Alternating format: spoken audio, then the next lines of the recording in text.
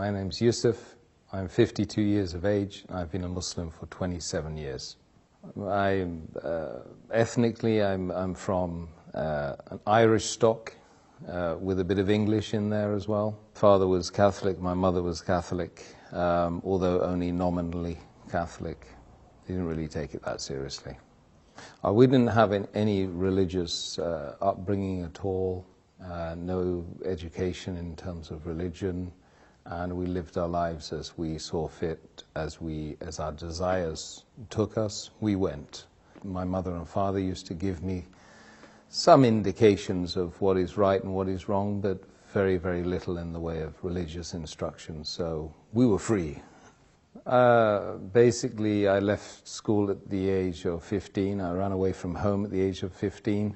My father had already left home when I was 4, and the last thing I said to my father was, "Dad, you better leave because my mum doesn't like you anymore." So that was the last time I saw him as a child, until I was 24. I went to seek him out after that. That was part of the journey for me to find myself, because once I'd left home, I started traveling a lot. I started broadening my horizons, meeting people. I'd always ask lots of very difficult questions, and usually people would, come back to me saying, "Why do you ask so many questions? You're so annoying. Get out of here," But I kept asking questions because my idea was that I'm on this amazing journey with thousands of people around me, millions of people around me, and I should be asking them, like they should be asking me, what's it all about? Where's this journey taking us? Has someone got a roadmap? Where's the sat-nav? So yeah, I spent years and years and years asking and traveling and asking again. And I naturally, when I read books on philosophy or religions or the purpose of life, so I started to seek out those people that were writing those books.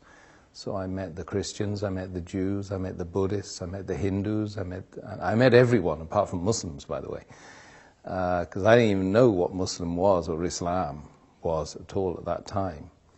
I asked the Christian at least once or twice, and they said they didn't know who God was. I met some Hindu worshippers, and they weren't able to answer the simple questions about what the purpose of life was in a very, very simple, easy, understandable, digestible way. So I left them. I met the Buddhists, and I started doing Buddhist meditation for at least 3 months. I was doing, and it made me feel good, So I didn't leave off the Buddhist meditation, but I asked the question. I popped the question one day, and I said to one of the guys, who happened to be he happened to be white, Buddhist as well. I asked him, "What's the purpose of life?" So he was stirring his herbal tea at the time, and he got round 15 rounds of stirring, and they tried to answer the question. He said, "To contemplate the supreme nothingness." So I said, "I'm confused." Confused.com. And he's tried to justify why he had evidently mentioned a contradiction in terms. By any stretch of the imagination, it's difficult to imagine something that's supreme, and yet absolutely nothing. So he tried to give me the Golden Sutras, and I started reading that, and I couldn't understand it. I didn't think I was a shallow individual who couldn't understand things, because I've been reading a lot. I've been reading Tolstoy and Dostoevsky, Russian authors, and very complex materials in order to try and find the purpose of life, not to try and be big and intelligent, And so this book I couldn't understand. So I said, it can't be the truth, because the truth has to be easily understood by most of the people, if not all the people. So I left that. But I continued doing my Buddhist meditation.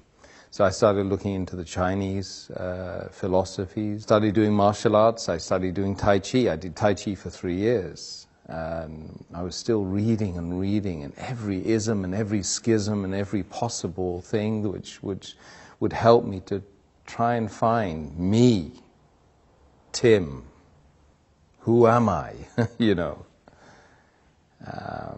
And it was a big struggle, massive struggle. So I went off and I was told that, you know, the top 5% of the world, they go to university. I got to Sussex University, studying politics and third world development, because that seemed really interesting to me. But it wasn't the paper, it wasn't the subject, it was the fact I was going there with this top 5% of the world sitting with me. So I got there and I was mortally disappointed because most of them were just out to get drunk and have a hedonistic lifestyle whilst they were away from their family for the first time in their lives. You know. So I was there in the university and I was pushing, prodding, poking everyone again and again and again, trying to find out what this life is, you know. And 99% of the people just don't want to talk about it. This is what I found. You've got to find the 1%. And when you find the 1%, you don't want to leave them, you know. One day, I had a particular female friend that was told me not to bother calling her the day after, you know. So I went to the Islamic Society because I was so confused, and I had a real bust up with her and a fallout with her and an argument, and wanted to know why she kicked me out. Because she said, as she was kicking me out, it's something to do with my religion. I happened to know she was a Muslim. So after all of these millions of questions and unanswered questions at that, you know, what led me to this faith was an argument about her religion, which she claimed to be following. So anyway, knocked on the door of the Islamic Society, and I found this Iraqi guy with his headscarf and a smile as well, kind of a nice smile, and I said, look, I've got a problem with my girlfriend. So he said, you got a problem with your girlfriend? He said, why? I said, well, she's Muslim, and she just told me that she didn't want to, you know, me to come today. So I want to know why. So he's kind of said, well, look, best thing I can do is give you these. Give me a pile of books. And he said, read all these. So I did for 2 weeks. I just read and read and read and read. I read about how to purify yourself as a Muslim, how to have a bath as a Muslim, how to pray as a Muslim, what's the history of Islam. I started reading some of the chapters, small chapters of the book, which they claimed was, sent from God. And slowly but surely, the answers started popping up. Just miraculously from this incident. Then I discovered, of course, that the month was Ramadan. So then I started to learn that these guys were fasting, you know, for 30 days. Not continuously, of course, but they were fasting the daylight hours of this month, and this month was about the coming of this book, which I'd been reading, the Quran, and it was a revelation to me at the time as well, because of course I never knew Islam, Muslims. That was the first time I heard about Islam, but I never ever knew that Islam was a way that white Catholic people like me growing up in Britain could possibly accept. I thought it was a religion for brown people and ethnics, So I slowly but surely started getting the answers to the questions that I had been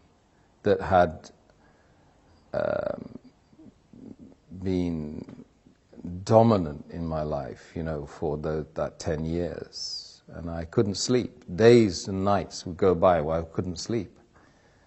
There were moments when, I just think, what's the point of this life without knowing, without having any certainty about a direction, about a purpose? What's the point?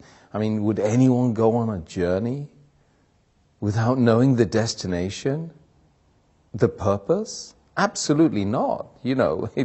This is plaguing me every day. I would be looking at the stars, and I would be literally crying every night, crying myself to sleep, because you're tiny, and this is huge, and this has a game plan. This is more than just a mere coincidence, a mere happening, something that's just happened out of nothing. This is by design. And you have to find the purpose.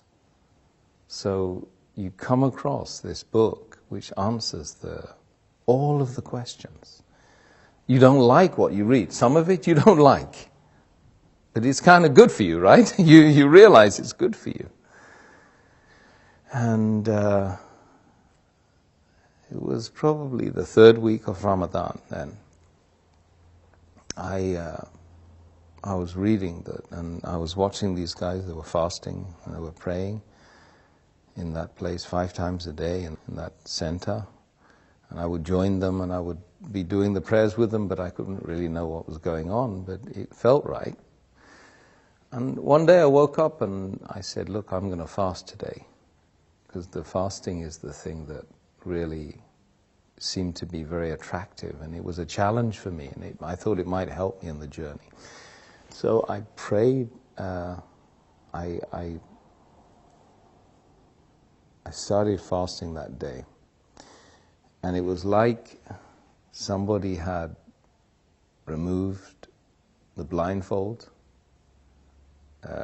They'd unlocked the door, they'd removed the earmuffs, and I was able to think clearly. And just that moment, on that day, on that time, was the moment when I found Islam. Because, when you're fasting sincerely to find the one that created everyone here and everyone out there and everyone that's going to be created later on, after we go and we leave this planet and leave this journey, is the ultimate sacrifice, when you give off your food and give away the luxuries that you have and the water, and you do it sincerely, seeking the face of the one that created you, is the moment when you found yourself, So that was that day. That was the day, and I hadn't taken what was called the Shahada, or the declaration of faith, because I thought, well, God knows me better, so why would I bother, Anyway, I went on right until the end of Ramadan, and one night I was just super aware of myself, of being like needing to get rid of the past and start something new. It just felt like that. So the whole night I was just like, I was making this ritual ablution, watching, because I was reading it all the time in the books I had with me, and trying to get rid of something that was in the past. And then in the morning, very early in the morning, I just walked. I went up and I started looking for a mosque. I went into a mosque. I got to the top of the stairs and the guy grabbed hold of me and said, "Look, what's going on? What are you here for? Can we help you?" I said, "Yeah, I've just come to embrace Islam." He said, "Well, we don't know you. I mean, we've never seen you. What do you know about Islam?" Well, said, "I've been reading about Islam for the last 2-3 weeks, in fact, and I've been fasting as well." So they were quite surprised, and they said, "Well, have you washed?" I said, "I've been washing the whole night, man." I made the declaration of faith. And then I kind of got hugged by 300 men, and I'd never been hugged by a guy before. Not even my father, I don't think. I remember feeling that it really was a very amazing moment, and it was unlikely that I would feel that way again. That feeling of elation, the feeling of actually I felt very relieved, because imagine spending 10 years searching and searching for something which you don't even know what that is. It's not like you go on, you search for something, right, which you know, and you pretty much know where you drop that thing. So you've got a very small area that you can check, from home to work, back to school. Yeah, I can retrace the journey. But with something like the purpose of human existence in a sea of 8 billion people, with millions and millions of potential miles you need to travel, and that took me 10 years. I was 25 or 26 at the time I embraced Islam, and so the feeling was amazing. It was something which is groundbreaking. And then, of course, ever since, we've got all the challenges of being a person who does claim to believe in God. So I didn't really have any concerns about, taking that plunge and becoming a Muslim, because I was doing it sincerely to try, and if I didn't do it, what was I going to do instead? I was destined to fail, to literally become an alcoholic, or to be a person that would just live their life as a hermit. Literally, that's the way I was thinking at the time before I embraced Islam. So I didn't really have any hang-ups about accepting something that was going to really, truly speaking, help me here. It doesn't matter, the external didn't matter to me. At that point, I would do anything to find the truth. And there's a lot of people out there like that in this world. I've met lots of them. And they genuinely good people. They have that feeling in their heart. They really want to spit it out. But really, there's nothing to be fearful of. Rather, that you should be fearful of the fact that you're not being sincere to yourself, true to yourself. That creates mental conditions. There's a lot of people that have psychosis and mental issues because they're not true to themselves. What their heart and their soul is telling them, they're not doing that. And this is, we call it hypocrisy. We mustn't be hypocrites. A community of Muslims practicing the faith of Islam is a family that most people don't have. And I gained that family. It's 1.6 or 1.7 billion people worldwide. I go and visit them. I can just say, peace be unto you, in a gathering of people in a room, and I've got potentially 1,000 invites right in front of my face, if I go and pray in a mosque in wherever it is, Abu Dhabi or Kuwait or America or France. So that's the community that I never had. And I yearned that community. I remember when I married my wife, I said, I need to marry into a family. I need a family. Because we increasingly in the world, not just in the Western Hemisphere, we're lonely. You know, 40% or more of the population of London lives on their own. That's shocking. People don't even know their neighbors. This is just London. London, #1 capital of the world, right, that everybody loves to be part of. But people are not part of each other, you know, they're distant from each other. So I believe that the greatest thing that the faith of Islam gave me, apart from the massive direction and being able to have secure in the fact that there is a purpose. I don't need to go out to the pubs and get drunk anymore. If I want to get drunk, I just pray. You know, if I want to find direction, I've got the sat-nav. I've got the map. If I want to know anything about the faith, I rest assured I can go to someone who knows about the faith, and they will give me direction as well. And I have that massive, beautiful, unending family. And if you find the right members of that family, then you feel great. Let's just be brutally frank. We need to know who we are, where we're going, who created us. We ask ourselves these questions on a daily basis.